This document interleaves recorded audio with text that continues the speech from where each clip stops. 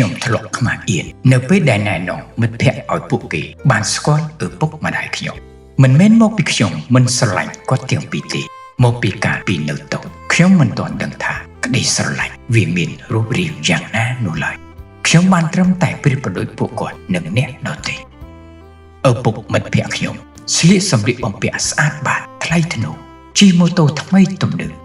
ចំណែកឯឪពុកខ្ញុំជាមនុស្សជិះម៉ូតូកញ្ចាស់ពាក់មួកសុវត្ថិភាពដែលហើរពោស្ទើរតែមើលពុំយល់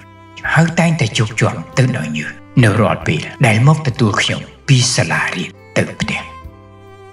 ម្ដាយមិត្តភក្តិខ្ញុំក៏មិនខុសពីឪពុកពួកគេដែរក៏ស្លៀកពាក់សុទ្ធតែខោអាវដែលមានតម្លៃថ្លៃពាក់ស្បែកជើងកែងខ្ពស់ប្រើទឹកអប់បរទេសដែលមានក្លិនក្រអូបជាប់ចិត្តចំណែកឯម្ដាយខ្ញុំពាក់ស្បែកជើងផ្ទាត់ស្បែកដៃរបស់គាត់ក្រិនដោយជ្រលក់នឹងត្រាំទឹករាល់ថ្ងៃត្បិតគាត់ធ្វើការនៅកន្លែងលាងចាននាភោជនីយដ្ឋានមួយ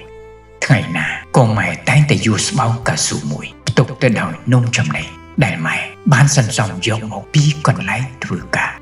ខ្ញុំនៅចាំយ៉ាងច្បាស់ថាថ្ងៃមួយម៉ែបានមកដល់សាលារៀនប្រគល់ឲ្យខ្ញុំនៅអាវភ្លៀងសម្រាប់ពាក់ពេលនោះគ្រាន់តែក្រឡេកឃើញម៉ែភ្លាមខ្ញុំប្រញាប់ងាកមុខចេញហើយនិយាយប្រាប់មិត្តរួមថ្នាក់ថាគាត់គឺជាអ្នកមីងលក់នំចំណីនៅក្រៅរបងសាលាខ្ញុំគិតឃើញថាពួកគេទាំងឡាយនឹងវាយតម្លៃមកខ្ញុំតាមរយៈរូបភាពអាកប្បកិរិយានិងឋានៈរបស់ឪពុកម្ដាយខ្ញុំតែខ្ញុំពុំបានគិតទេថាម៉ែគឺជាអ្នកក្រោកឡើងដណ្ដើមបាយរៀងរាល់ព្រឹកសម្រាប់ឲ្យខ្ញុំស្រស់ស្រូបដើម្បីទៅរៀនជាម៉ែដែលស៊ូទ្រាំអត់ហូបអាហារពេលព្រឹកជាងមួយសប្តាហ៍ដើម្បីសន្សំលុយទុកទិញស្បែកជើងកីឡាមួយគូឲ្យមកខ្ញុំតែងតែរំពឹងគិតថាឪពុកម្ដាយខ្ញុំប្រហាក់ប្រហែលនឹងឪពុកម្ដាយអ្នកដទៃ